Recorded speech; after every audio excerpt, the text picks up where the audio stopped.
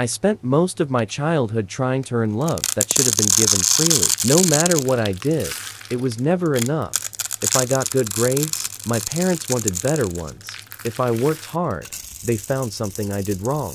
They compared me to other kids, criticized my dreams, and made me feel like I was a burden instead of their son. I can't remember many moments when they told me they were proud of me, but I can remember every insult, every put down, and every time they made me feel small. As I got older, I started believing them.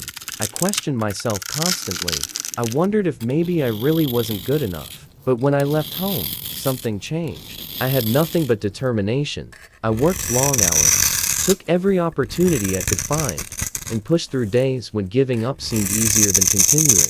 There were times I was exhausted, broke, and completely alone. Still, I kept going. Every setback reminded me of the people who said I would never make it, and every small victory became proof that they were wrong.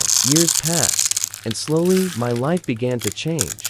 What started as a dream turned into a business. That business grew into success, and that success grew into wealth. Eventually, I became a millionaire. For the first time in my life, I wasn't struggling to survive.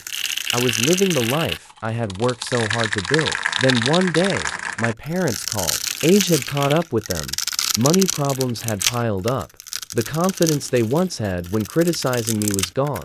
They needed help, and they were calling the son they spent years convincing he would never amount to anything. I listened as they explained their situation. When they finished, there was silence, and in that moment, I realized something.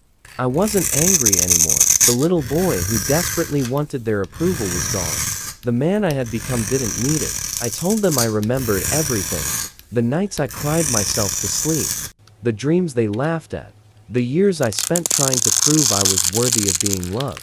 Then I told them something I wish I had believed years earlier. You didn't decide who I would become. There was a pause on the other end of the phone. I did. I helped them, but not because they deserved it. I helped them because I refused to become the kind of person they were. I wasn't going to carry their bitterness into my future.